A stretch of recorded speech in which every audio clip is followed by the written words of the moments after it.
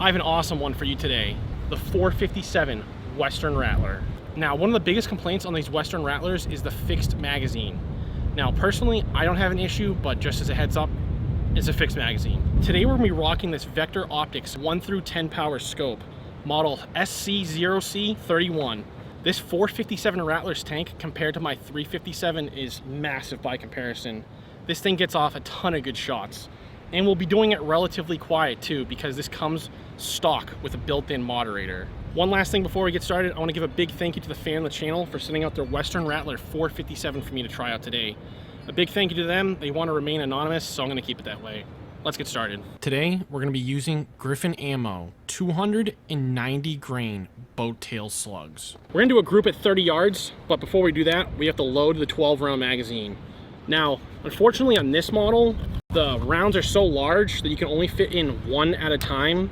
On the 357 Rattler, you could fit in 3. On this, only 1 will fit at a time.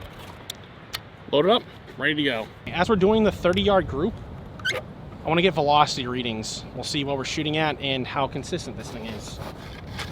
We should be sighted in at 30 yards, so we'll just see how this goes. 730 feet per second. 725 feet per second. 745 feet per second. Not too shabby right there. I know I can play with the velocity a little bit, but since this isn't my gun, I don't really feel like messing with anything. Considering with the other performance I had from the last time this was out, I'd say it's in a pretty decent spot. It probably should get bumped up, but it seems accurate enough for this video, so I'm just gonna leave it there. We're gonna move straight to a gel test. All right, let's put 2 rounds through this gel.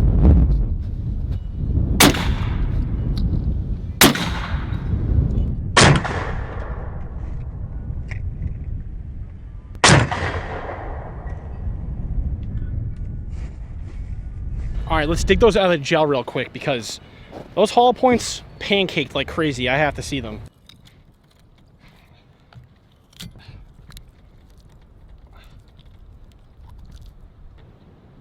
I think that expansion is pretty incredible, especially since we're only at 730 feet per second.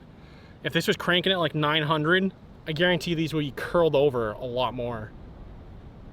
Or maybe just pancaked out more, I'm not sure. It's crazy. We got 2 Texas Stars at about 30 yards. Let's take those down and move on.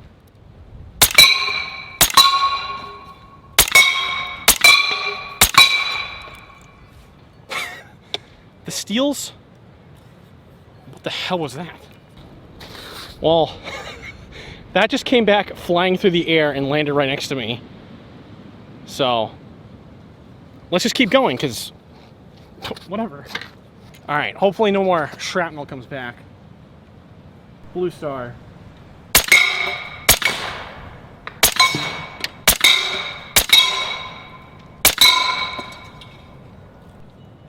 Those steels, I hope that's translating through the microphone, because those steels are just, the noise it's making is just crazy. We have 6 OSB boards in the rack of penetration. Let's see how far this 290 grain slug will go. If you turn the safety off.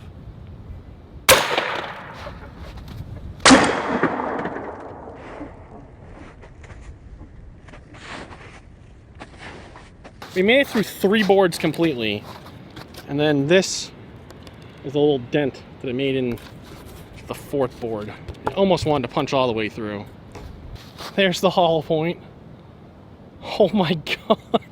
Up next, we have 20 pizza pans. I ran out of rack slots, so the last 2 are doubled up.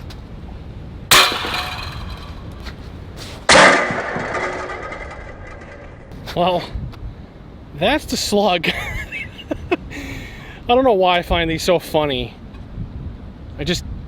I would never expect that. First plate, second plate, third plate, 4th, 5th, 6th, 7, 8, 9, 10, 11, 12, 13. I'm even partially down to the 14th. That's the best so far. All right, we got a cantaloupe down there. Let's get a high-speed shot from the back, seeing what happens, and then I'll switch it up. We'll do one more and then show it from the front.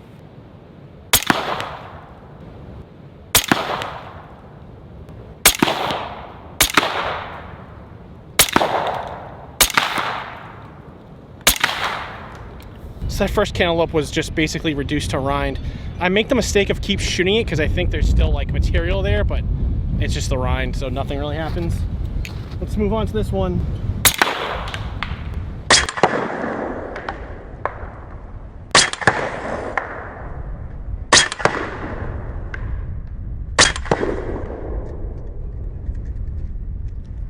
It's 2 liter time.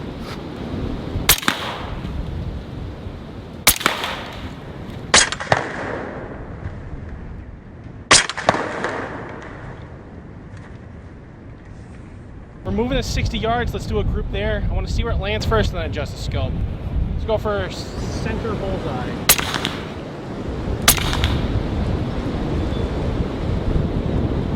Let's go for top middle headshot.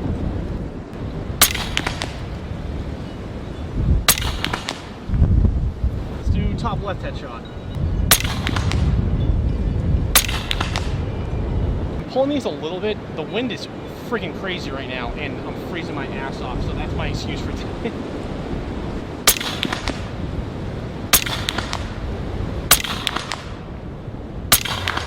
It looks like we're in decent shape there. I'm just gonna leave it where it is. Let's set up for that Texas Star. 60-yard Texas Star is up. Fortunately, the rack of penetration's in the way, but we will make do.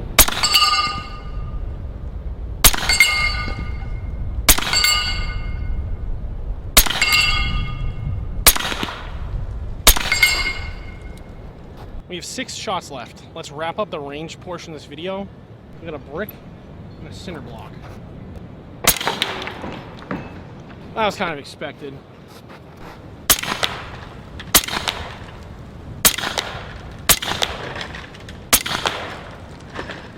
Had to reload. We got to finish off these remnants real quick.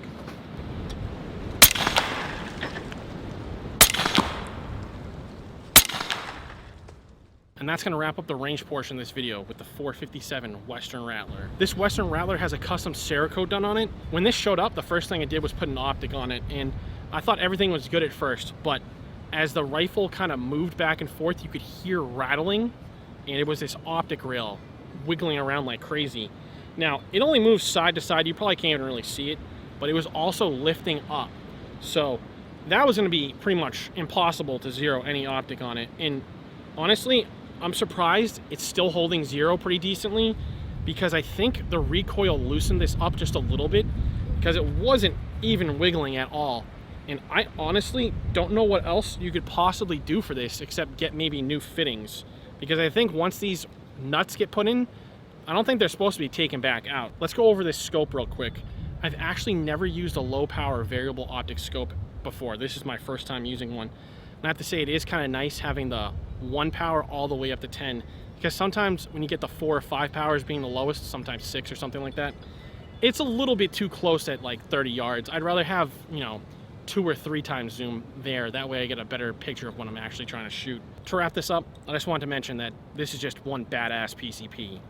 A semi-auto big bore that's putting out insane power, regulated all the way through. And for the insane power that this has, we're not even anywhere close to its full potential. We're at 170 bar on the reg, so we can go up another 20 bar. And then we have the power wheel still to go up. So this has a lot of room to still crank. And for the efficiency that it's putting out right now, I think what I'd keep this at is just enough power to put out 12 fully regulated rounds. So that would be my advice for anyone that has this. And if you have one, you're very lucky, because this thing is big bucks, about $3,000. People freak out for the price of my Western Rattler. This one's like $200 more. And I have to say, if I had the opportunity to get one, I would definitely get one. So this one's on the list. All right, see ya.